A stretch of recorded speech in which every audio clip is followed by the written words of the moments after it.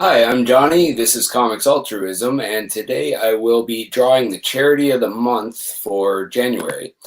Um, so there's my URL down below for the ebay.com store, and then the ebay.ca store is there. The only reason there's a differentiation is because ebay.com is the only one that has the charity program on it.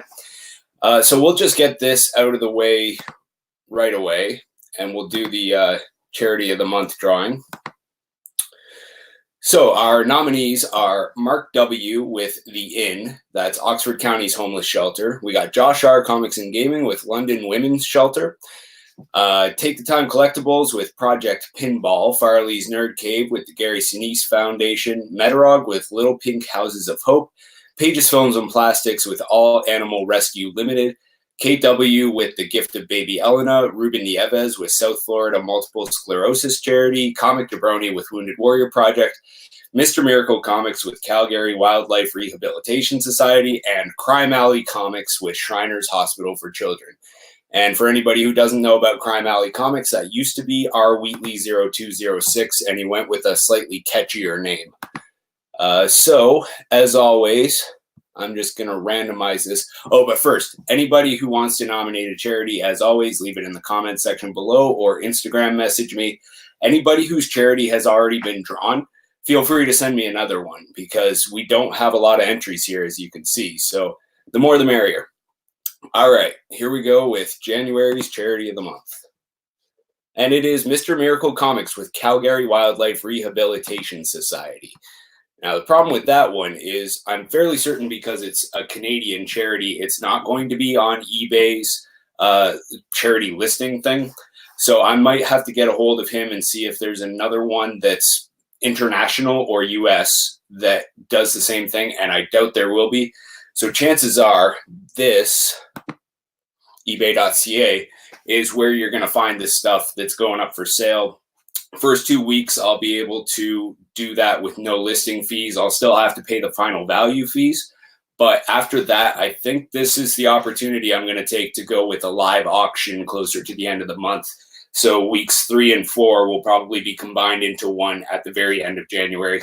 And we'll see how that goes. Hopefully I can sell something. Maybe I can convince somebody else here on YouTube to do the auction with me. Problem there is that I have all the inventory.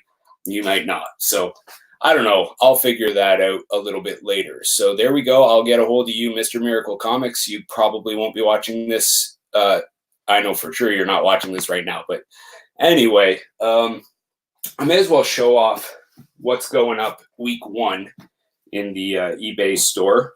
This is all from Josh R. Comics and Gaming. So thank you, Josh. It's been several months since he gave me this A-OK to sell, and it's finally coming up now. So we got the only reason these aren't bagged and boarded is because I'm still processing these and putting them up in the store. But Batman Confidential, number 48. We got Gordon's Law, number 2. These are all pretty solid. I've been going through them, number 3.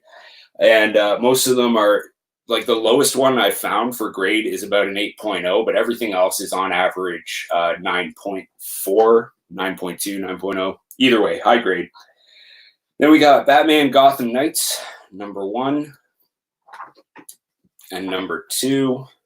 That Gordon's Law set is selling for a set, but it's only 2, 3, and 4. Gotham Knights 1 and 2 is selling as a set. I had to pair them up because for the minimum bid, I felt like you should get 2 comics for 1. There's Dark Knight, or Legends of the Dark Knight, number 5. The other reason is that a lot of these aren't sequential. So I feel like pairing them up almost like samplers. There's number 7. Those are going together. Would be the best way to sell them. So number 24 is selling solo just because of the way I was able to. We got number 34, which is going with number 38. Love that cover. We got number 41, which is going with number 42. We got 48, which is awkwardly going with 101. And then 147 and 148 are going together as well. Then Solo, Batman and the Outsiders, number 14. The Return of Bruce Wayne, number 2 of 6, also going solo. Can't remember what I'm doing with these ones, but Batman and Robin, number 6. I think that one's going solo because, no, wait, 6 and 15 are going together because 18 and 22 are going together. And then we go to Batman and Robin from the New 52 with Batman and Red Robin. That's number 19. Batman and Two-Face. And then I want to say I decided that the next 2 copies of that same book will be going together. For some reason, he got like 5 copies of this from the guy who was selling everything as a lot. It was one of those buy something or nothing. So he took it all. Number 26. Maybe I split that up so that 25 and 26 will go together and the other one and 25 will go together and then another copy of 25 by itself. Don't take my word for that. Batman and Robin Eternal, number 18. And then I could have sworn I had more Shadow of the Bat from him, but there's number 12 and 14, which will be going together. Basically, I was able to split Josh's AOK up into 2 separate auctions, and they would be about the same size as I would normally be doing. And then, as the thumbnail implied, I got to show you my Boxing Day haul from Heroes Comics here in London. They do every year for Boxing Day, and then for Free Comic Day for a week, they do 50% off all back issues. Right now, they got one going on 3 for $1 in the cheap bins upstairs. But I didn't actually take the opportunity to go there for the cheap bins. I just went there because I've had my eye on some of these for quite some time. And these are not really in the order that I would normally put things in. I would normally go independent titles, DC, Marvel, and then from there I would alphabetize and chronologize. These are actually by price point. So like this one, for instance, I got for super cheap. I just put it in a Mylar to make it look nice. But Power Man and Iron Fist, number 69. Number 107. I know it seems random, but it's mostly just because these are ones that I was missing for my Power Man and Iron Fist collection, and now I have them. Number 93. So from 1985, I think, was when they turned it to Power Man and Iron Fist. I'm pretty sure I got all of them now except for 2, and they're both keys. I also got Captain Marvel number 17. That's the first appearance of the new costume and Negabands. I'm not telling you the exact prices because they might piss you off. Like it was a really good sale. Number 31. I don't remember the significance, but I know it's at least a minor key. And then this one, number 14. I just love that cover. There isn't really any major significance with this issue, but it's still a high value item.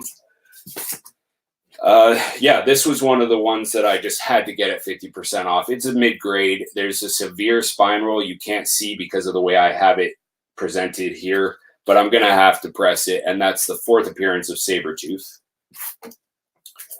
And then some randoms. Batman number 204.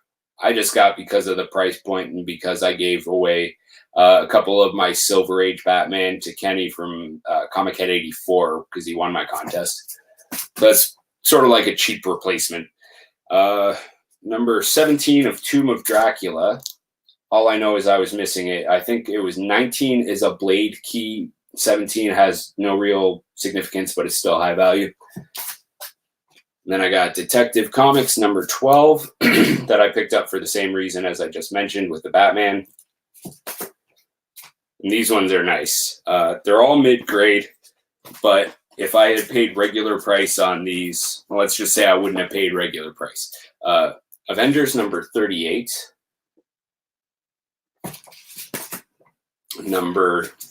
X-Men number 53.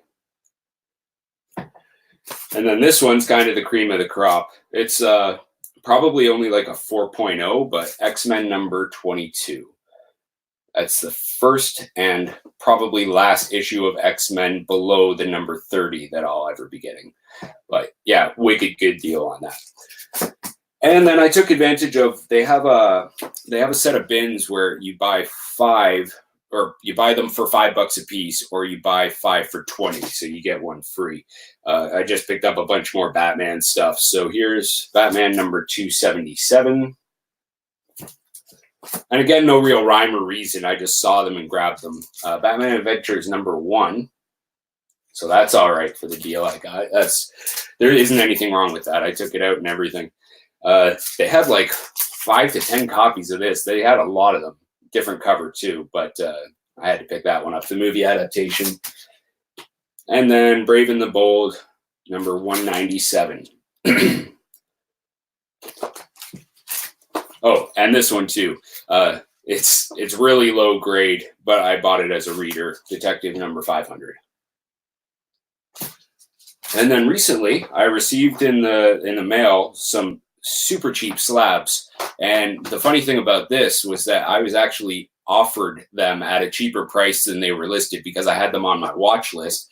I guess the seller decided that he just wanted to liquidate some of his stuff. So I got cheaper shipping than usual too because I bought 2. So I saved a little money there.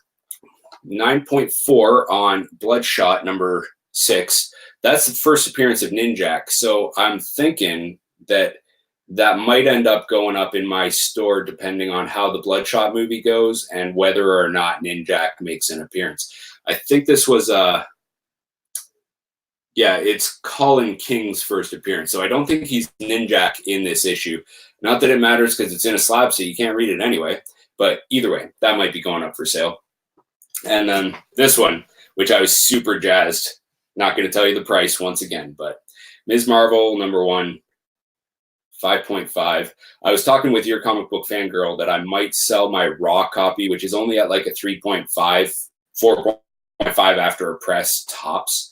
But yeah, it's nice to have this in a slab, even though I'm not normally into slabs. This is good just as a preservation sort of thing. And it looks nice presentation wise too. So jazzed to have that. Anyway, that's it for my video. Yeah, that's it. All right. Thanks for watching, anybody who saw this in the replay. Have a good one.